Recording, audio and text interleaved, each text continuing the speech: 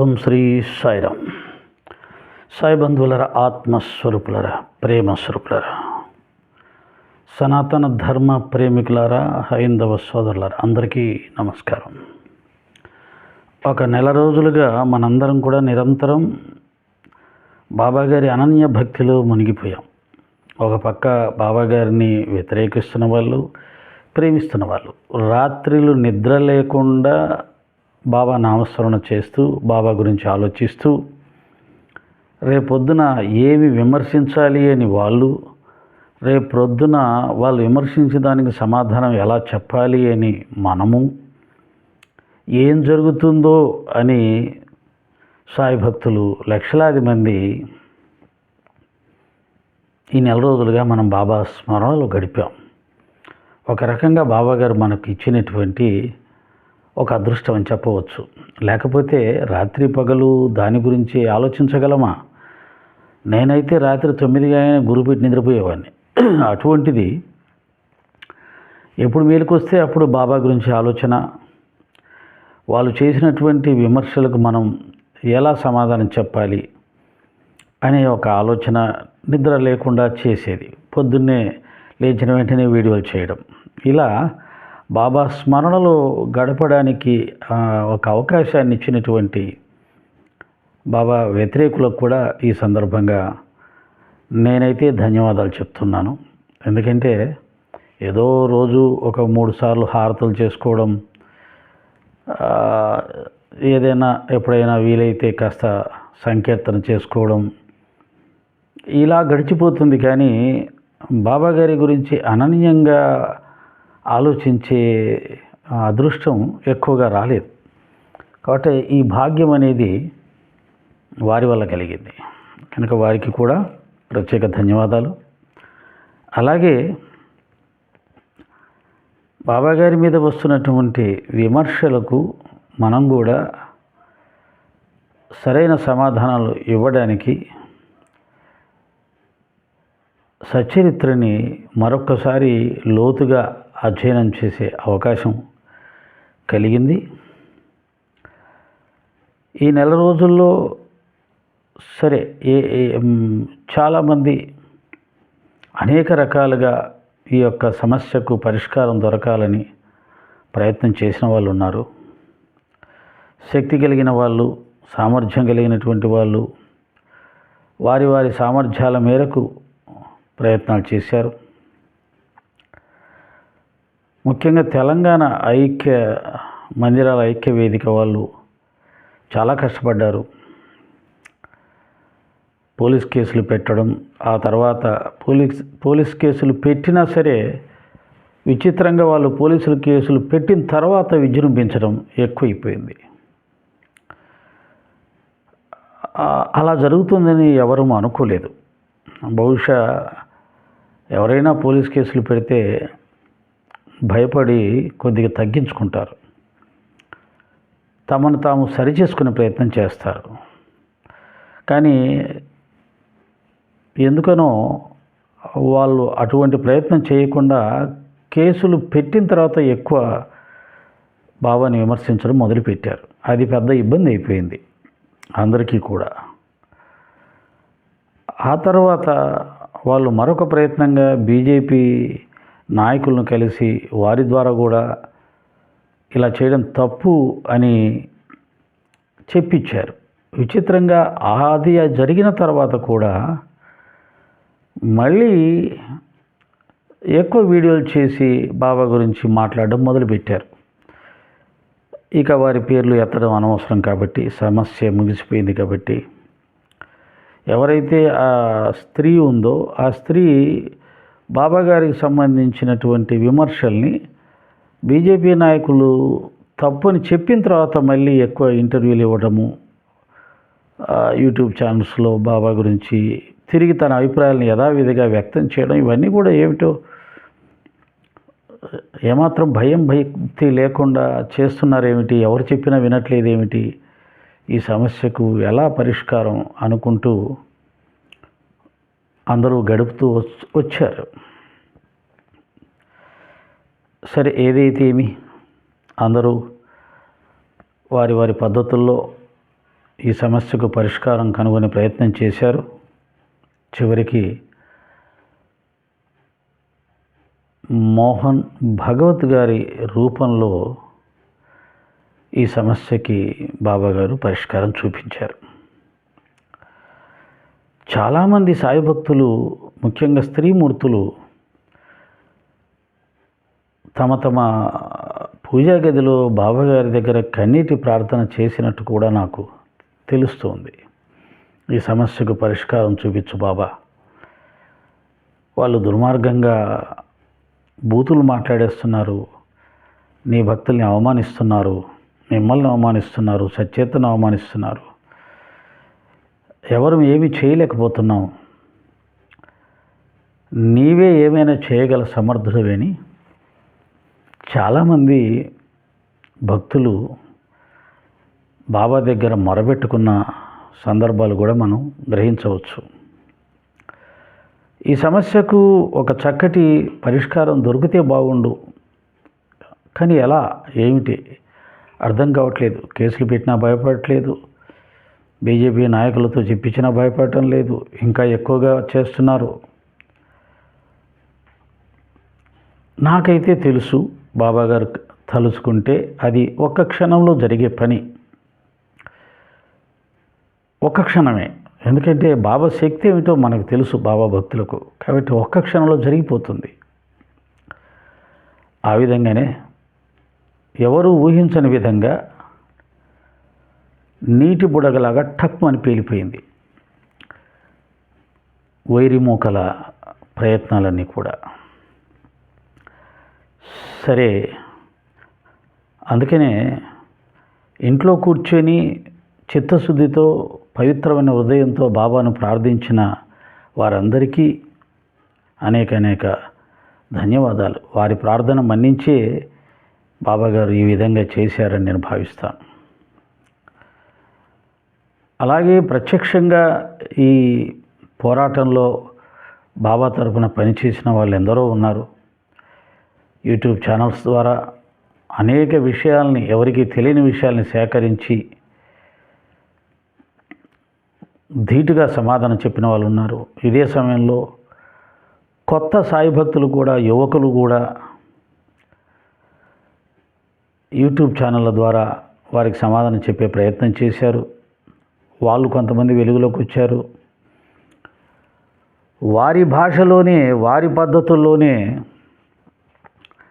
వారికంటే ఘాటుగా సమాధానం చెప్పే కొంతమంది సాధకులు కూడా యూట్యూబ్ ఛానల్ పెట్టి వారికి సమాధానం చెప్పిన విషయం మనం గమనించాం.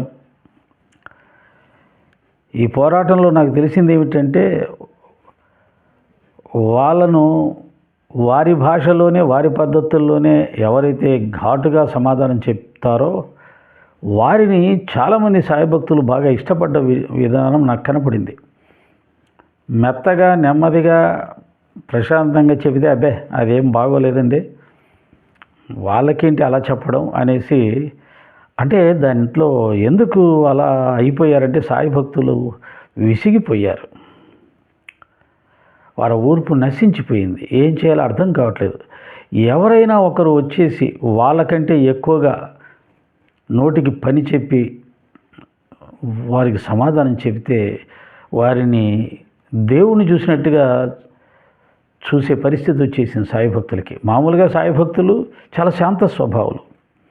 ఎవరైనా గట్టిగా మాట్లాడితే అదేంటి అలా మాట్లాడుతున్నారు అనేవాళ్ళు. అటువంటిది అవసరమైతే మీరు ఎంతకైనా తెగించి మాట్లాడండి, అలా మాట్లాడే వాళ్ళే ఇప్పుడు కావాలి అని అలా మాట్లాడే వాళ్ళకి జేజలు కొట్టే స్థితికి సాయి భక్తులు వచ్చారంటే అవతల వాళ్ళు ఎంత విసిగించారు, ఎంత బాధ పెట్టారనేది కూడా తెలుస్తుంది. ఆ విధంగా ప్రత్యక్ష పోరాటంలో పాల్గొన్న వారికి, పరోక్ష పోరాటంలో పాల్గొన్న వారికి, కొత్తగా బాబాగారి తత్వాన్ని నిలబెట్టుకోవాలని ప్రయత్నం చేయడానికి కృషి చేసినటువంటి యువకులకు, యువతులకు, సాధకులకు అందరికీ కూడా ఖచ్చితంగా నేనైతే హృదయపూర్వకంగా ధన్యవాదాలు తెలియజేస్తున్నాను. అయితే ఈ సమస్య సమసిపోయినట్టుగా కనిపిస్తుంది. కానీ వాళ్ళు ఖచ్చితంగా మరొకరి రూపంలో ఏదో ఒక విధంగా సమస్యను లేవనెత్తడం, సృష్టించడానికి ప్రయత్నం చేస్తారు. ఎందుకంటే రాక్షసులు పట్టు వదలకుండా ప్రయత్నం చేస్తారు. వీళ్ళల్లో కూడా ఆ యొక్క లక్షణాలు బలంగా కనిపిస్తున్నాయి. ఆ మహనీయులు మోహన్ భగవత్ గారి మీద ఉన్న గౌరవంతో ప్రస్తుతానికి తగ్గినా కొంతకాలం తర్వాత మళ్ళీ వేరే రూపంలో ఏదో రూపంలో వచ్చే ప్రయత్నం చేస్తారు. ఇది నేను అనుకోవడం ఎప్పటికీ సమసిపోని సమస్యగానే ఉంటుంది. ఎందుకంటే 100 సంవత్సరాల క్రితం, 150 సంవత్సరాలు, 160 సంవత్సరాల క్రితం ఉన్న సమస్య ఇప్పటికీ సజీవంగానే ఉంది. బాబాగారి యొక్క వారి జీవన శైలి, వారి వేషభాషలు అవన్నీ కూడా వారు ఆచరించినటువంటి 2 మతాల సంప్రదాయాలు ఇవి ఎప్పుడూ కూడా ఎవరో ఒకరు వేలెత్తి చూపించడానికి అవకాశం కల్పించేవిగా ఉన్నాయి. కనుక అదేదో అయిపోయింది, ఇంకా ఎప్పుడు రాదు అనుకోవడానికి లేదు. కనుక సాయి భక్త సమాజం భవిష్యత్తులో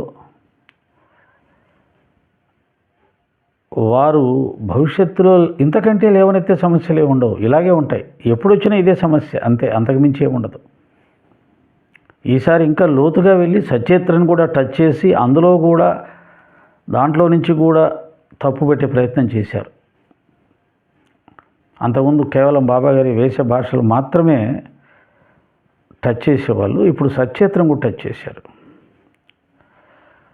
అందుకని భవిష్యత్తులో సాయి భక్త సమాజం సచేత్ర మీద మంచి అవగాహనను, సంపూర్ణమైన అవగాహన కూడా ప్రయత్నం చేయాలి. సాయి భక్తులు అన్న వాళ్ళు కేవలం పూజలకు, తీర్థయాత్రలకు, షిరిడీకి వెళ్ళి రావడానికి, హారతులకి పరిమితం కాకుండా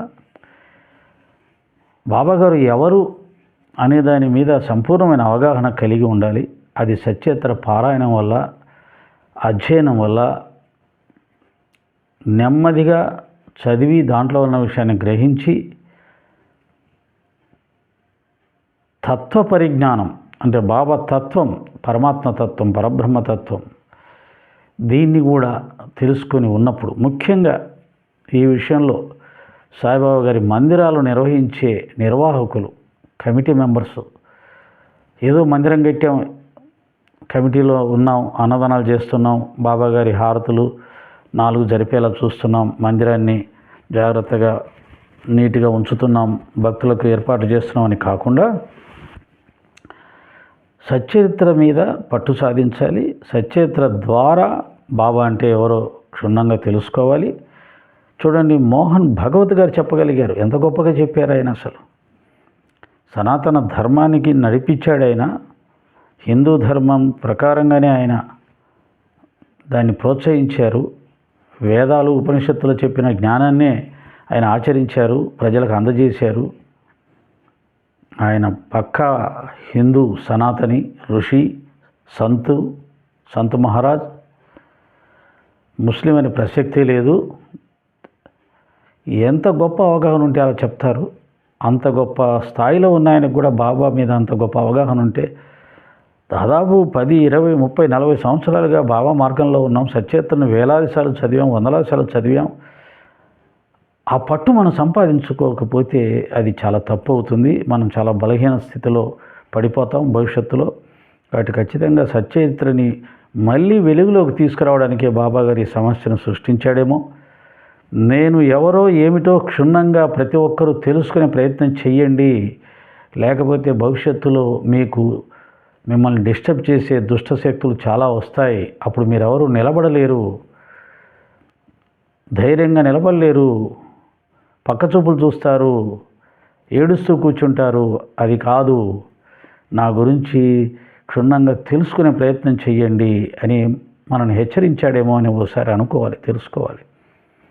కనుక మందిర నిర్వాహకులు ఖచ్చితంగా సచ్చేత్ర మీద ఒక సచ్చేత్ర ప్రవచనాలు చేసేవాళ్ళు ఎంత అవగాహన కలిగి ఉంటారో అంత అవగాహన కలిగి ఉండాలి మందిర నిర్వాహకులు ఖచ్చితంగా.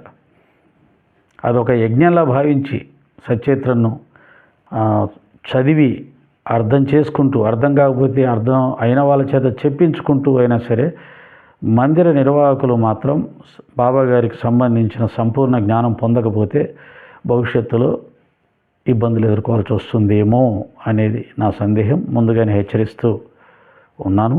అలాగే బాబా భక్తులు కూడా సచ్చేత్ర ఆధారంగా కేవలం పారాయణం చేసాం అయిపోయింది అనుకుంటే కుదరదు. అందులో ఉన్న ప్రతి అక్షరాన్ని, పదాన్ని అర్థం చేసుకోవాలి. దాని ద్వారా తత్వజ్ఞానాన్ని పొందాలి. ఎవరొచ్చి అడిగినా సమాధానం చెప్పగలిగినటువంటి జ్ఞానం సచ్చేత్ర మనకు అందిస్తుంది.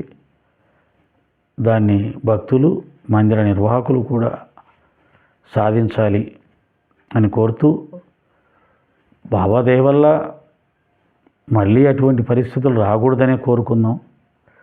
ఒకవేళ వచ్చినా నిలబడగలిగి సమాధానం చెప్పగలిగే దాన్ని మనం సంపాదించాలి. ఇప్పుడు ఆ ప్రయత్నంలో ఉండాలి సాయి భక్తులు, మందిర నిర్వాహకులు అందరూ కూడా అని తెలియచేస్తూ, మరొక్కసారి ఈ నెల రోజుల సాయి మార్గ పోరాటంలో, సాయి తత్వాన్ని నిలబెట్టుకునే పోరాటంలో మన గురువు గారికి అండగా నిలిచినటువంటి అందరూ ధన్యులు. శత్రువుల యొక్క శత్రువు అనకూడదేమో, ఎవరు శత్రువులు ఎవరు మిత్రులు, బాబాని వ్యతిరేకించినటువంటి వారి మాటలకు నమ్మి బాబాను వదిలేద్దాం, మన రాముడు మన కృష్ణుడు ఉన్నాడు కదా అని అనుకున్న వాళ్ళు దురదృష్టవంతులు తప్ప ఏమీ లేదు అని తెలియచేస్తూ అందరికీ ధన్యవాదాలు, నమస్కారాలతో రాబోయే కాలం సాయితత్వంలో ఇలాగే ఇబ్బందులు ఉంటాయి. అప్పుడు ఎప్పుడు కూడా స్వపక్షంలో కూడా కొన్ని ఇబ్బందులు ఉంటాయి. సాయితత్వ ప్రచారకుల ద్వారా కానీ, సాయి మార్గంలో కపట గురువుల ద్వారా కానీ, సాయి మార్గాన్ని పక్కదారి పట్టించి లాభం పొందాలనుకునే వారి ద్వారా కానీ, కీర్తిని పొందాలనుకునేవారు కానీ ఎప్పుడూ ఉంటారు. మనమ్మ గారి తెలుగు ట్రాన్స్లేషన్లో ఓవిలో ఈ విషయాన్ని ఉపోద్ఘాతంలోనే చెప్పారు. బాబా మేము పిలిస్తే పలుకుతాడని, బాబాకు భక్తులకు మేము మధ్యవర్తులమని, మేము చెప్తేనే బాబా మిమ్మల్ని అనుగ్రహిస్తాడని, మా ద్వారానే మీరు బాబాను అర్థం చేసుకోగలుగుతారని, బాబాతో మేము రోజు మాట్లాడుతుంటామని, ఇటువంటి వాళ్ళు ఆ రోజులోనే ఉన్నారని చెప్పాడు.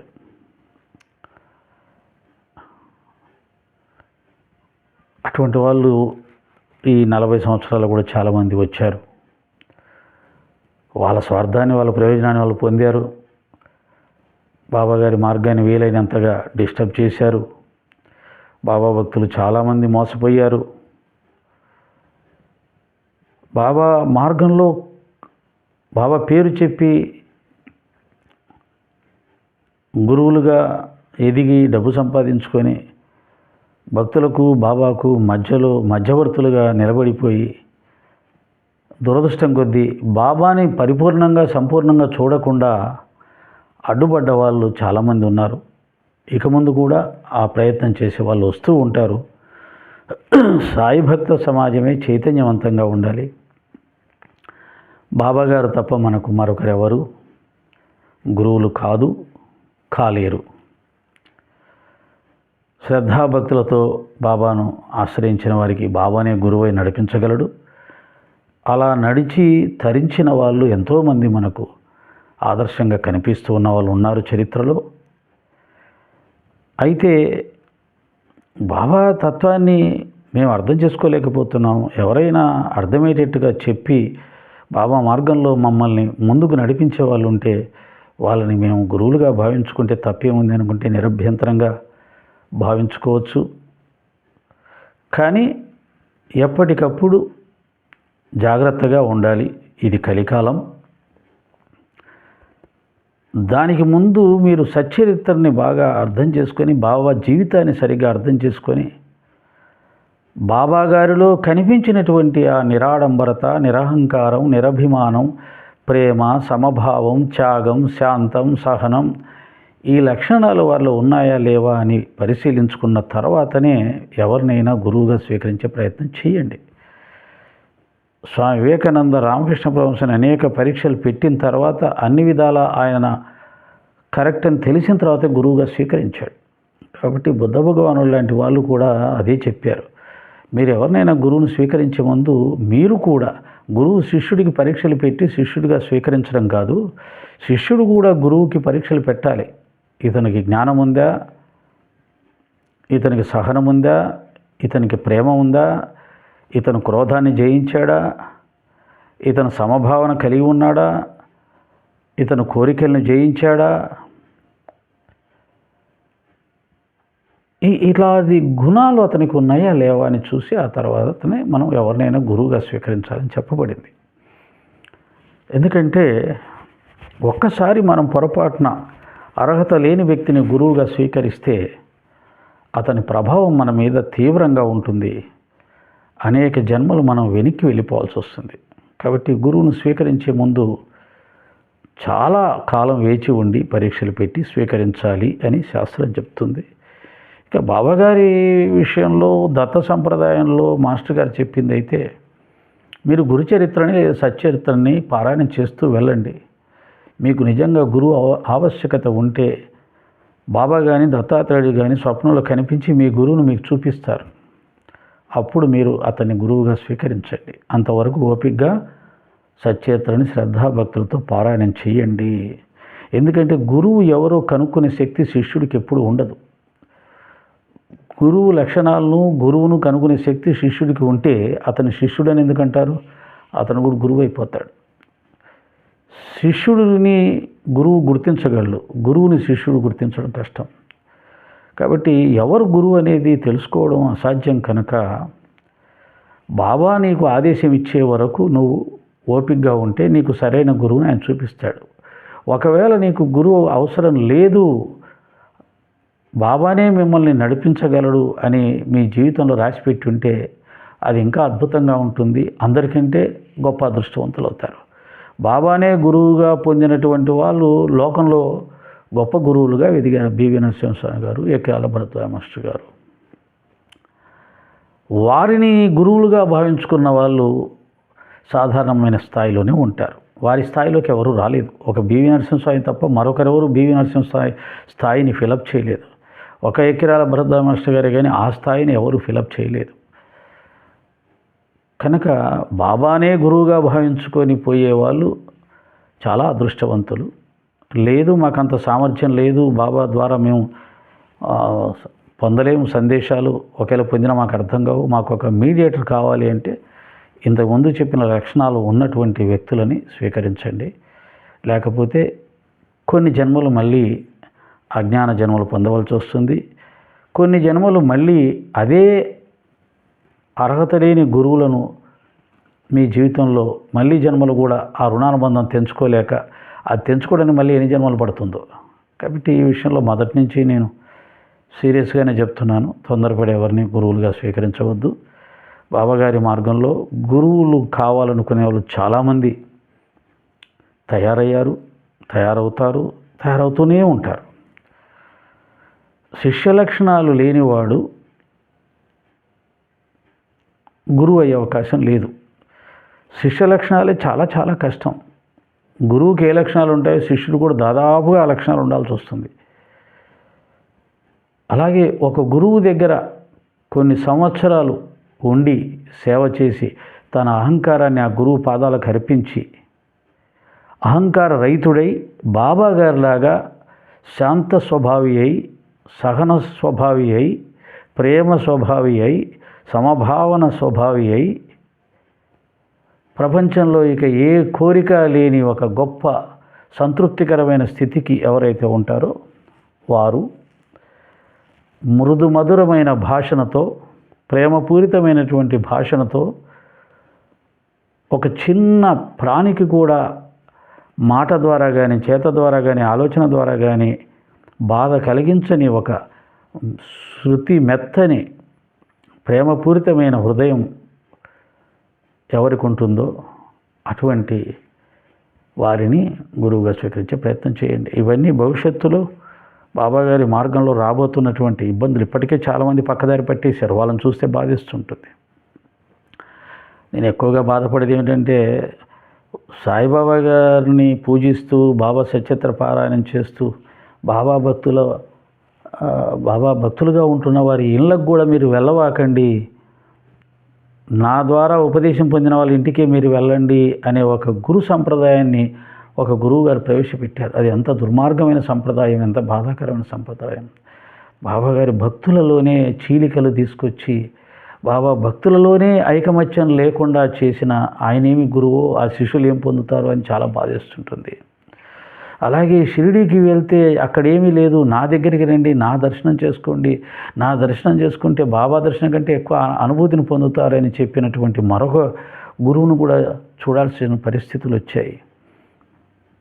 ఇటువంటి వాళ్ళ శిష్యరికంలో, అటువంటి వాళ్ళని గురువులుగా పొందిన వాళ్ళు ఎన్ని జన్మలు అజ్ఞానంలో ఉండిపోతారో తెలీదు. అదే భక్తులు కూడా ఎలా ఉంటారంటే, మంచిగా చెబితే వినరు. వాళ్ళకు ఒక గీత గీసి అందులో పెట్టి, గొర్రెలను పెట్టినట్టుగా పెట్టి, కదిలితే నాశనం అయిపోతారని భయపెట్టి, ఇక నేను చెప్పినట్టుగా వినండి అప్పుడే మీకు మోక్షం అనే వాళ్ళని నమ్ముతారు, వాళ్ళతోటి వెళ్తారు. గొర్రె కషాయవాడిని నమ్ముతుంది అన్నట్టుగా అలా వెళ్తారు. అలా కాకుండా సచ్చరిత్ర చదివితే అన్నీ మనకి ఇచ్చేస్తుంది అది. అలాగే కొన్ని ప్రవచనాలు విని, జాగ్రత్తగా విని, దాన్ని పట్టుకొని ఆచరించగలిగితే అదే గొప్ప సాధన దిశకి తీసుకెళ్ళి ఫలితాన్ని ఇస్తుంది. అందుకనే తుకారం మహానుభావుడు అంటాడు, గురి కుదిరితే గురువుతో పని ఏముంది అంటాడు. ఆ గురి కుదరినప్పుడు గురువున లాభం లేదు. కాబట్టి ఆ గురిని ఏర్పాటు చేసుకోవాలి. ఆ గురే బాబాగారు చెప్పిన శ్రద్ధ సహనం. ఆ రెండు నీకుంటే రాయి కూడా నిన్ను ఉద్ధరింపచేస్తుంది అన్నాడు. దాంట్లో ఉన్న ఆ అంతరార్థాన్ని గ్రహించి సాయి భక్తులు మసులుకోవాలి. కపట గురువుల జోలికి వెళ్ళవాకండి, అసలు గురువుల జోలికే వెళ్ళవాకండి. బాబానే గురువు, తల్లి తండ్రి దైవంగా భావించండి. ఆయన మీద పూర్తి భారం ఇవ్వండి, ఆయనే నడిపిస్తాడు అని రాబోయే సాయి భక్తుల కోసం ఈ వీడియో చేస్తున్నాను. జరుగుతున్న పరిణామాలు చూసినప్పుడు ఇక ఈ సమాజంలో, సాయి భక్త సమాజంలో కూడా అనేకమైన రకరకాల పద్ధతులు ప్రవేశిస్తున్నాయి. కాబట్టి బాబా ఎంత తొందరగా ఏకాంతం ఇస్తే అంత మంచిది అనిపిస్తుంది. అయితే సత్సంగాలు అనేవి బాబాగారు ఇచ్చిన సాధన మార్గం నాకు కాబట్టి, ఆయన సేవ కాబట్టి దాన్ని నేను వదులుకుంటానో వదులుకోలేనో కూడా ఆయన మీద ఆధారపడి ఉంటుంది. ఒక సత్సంగాలకు మాత్రం వెళ్తూ సాయితత్వ ప్రచారంలో కొనసాగుతూ, ఇక ఈ బాబాని వ్యతిరేకించే వారితోటి ఈ సోషల్ మీడియా యుద్ధం కూడా ఆపేసి, ఎందుకంటే ఆ యుద్ధం చేయగలిగిన వాళ్ళు చాలామంది సమర్థులు ఉన్నారు. ఈ నెల రోజుల్లో నేను చూశాను, నాకంటే బాగా తెలిసిన వాళ్ళు ఉన్నారు, బాగా బాబా మీద ప్రేమతో తప్పించిపోతున్న వాళ్ళు ఉన్నారు, సత్యాన్ని నిరూపించడానికి ఎంతకైనా తెగించే వాళ్ళు ఉన్నారు, ఆర్థిక బలంతో పాటు అంగబలం ఉన్న వాళ్ళు ఉన్నారు, బుద్ధిబలం ఉన్న వాళ్ళు ఉన్నారు, అలాగే ఆధ్యాత్మిక సంపద ఉన్న వాళ్ళు ఉన్నారు. ఇంతమంది ఉండగా నాలాంటి ఒక సాధారణమైన వ్యక్తి, నాలాంటి ఒక చిన్న సాయి భక్తుడు అవసరం ఏమీ లేదని తెలిసి వచ్చింది. కాబట్టి హ్యాపీగా నేను అప్పుడు ఇప్పుడు కూడా ఇంట్లో కూర్చొని బాబాగారి మీద పాటలు పాడుకుంటూ ఆనందించటాన్ని కోరుకునేవాడిని. అంటే అలా నా సాంసారిక బాధ్యతలు నిర్వర్తిస్తూ నా సంకీర్తన సాధన చేసుకుంటూ ఎక్కడైనా సత్సంగానికి పిలిస్తే వెళ్ళి వచ్చేట్టుగా ఇంతవరకు పరిమితం చేసుకుంటే సరిపోతుంది. ఈ సోషల్ మీడియా యుద్ధాలు ఇవన్నీ బాలేవు నా వరకు, నా మానసిక స్థితికి. పాపం ఆ పిల్లవాడు చిన్నపిల్లవాడు ఏదో ఏ ఉద్దేశంతోటో అలా మొదలుపెట్టాడు, అలా చేశాడు. అతన్ని నేను కొన్ని సందర్భాల్లో పరుషంగా మాట్లాడాల్సి వచ్చినందుకు మనసు చాలా బాధపడింది. తొందరలోనే అందులోంచి బయటకు వచ్చి మళ్ళీ నేను నా సంస్కారాన్ని నేను నిలబెట్టుకుంటూ మాట్లాడే ప్రయత్నం చేశాను. కానీ దానివల్ల నాతోటి సాయి భక్తులు, తత్వప్రచారకులు, ఇంకా కొంతమంది మిత్రులు వాళ్ళు బాధపడిపోతున్నారు. ఏంటి అలా మాట్లాడుతున్నారు, వాళ్ళకేంటి అలా మర్యాద ఇస్తున్నారు, అబ్బే ఇది పద్ధతిగా ఇది ఏం బాగాలేదు. ఇంకా కొంతమంది తిట్టుకొని ఉంటారు, ఈ సాయిదాస్ గారు ఏంటండి అతన్ని పట్టుకొని గారు అంటాడు, అది అంటాడు, ఇది అంటాడు, ఈయనకేం పని పాటలేదు, అసలు ఈయన ఎవరు చెప్పమన్నారు ఈయన్ని అని అనుకునే వాళ్ళు కూడా ఉండవచ్చు పాపం.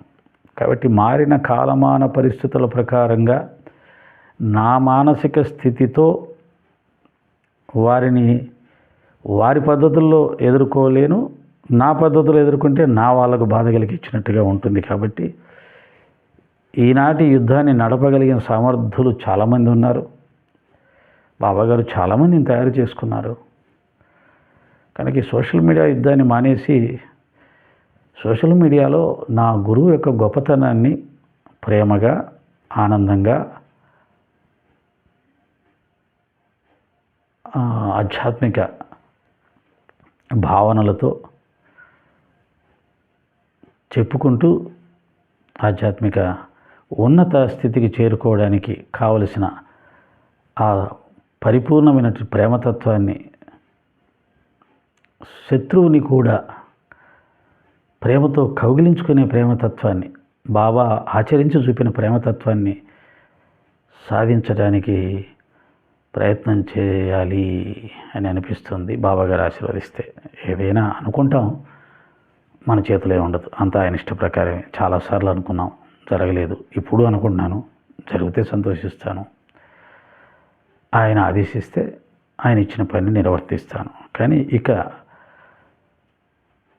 సోషల్ మీడియాలో వచ్చే వాటికి సమాధానాలు ఇవ్వాలి అనే ఆలోచన లేకుండా, ఒకవేళ ఇచ్చినా కానీ నా పద్ధతుల్లో నేను ప్రశాంతంగా ఇవ్వగలుగుతానే కానీ సాయి భక్తులు కోరుకునే పద్ధతుల్లో ఇవ్వలేను. అందుకని ప్రశాంతంగా ఊరుకుంటే మంచిదేమో. నా మనసులో కలిగిన అనేక భావాలని సాయి భక్తుల ముందు పెడుతూ ఉన్నాను. సాయిరామ్.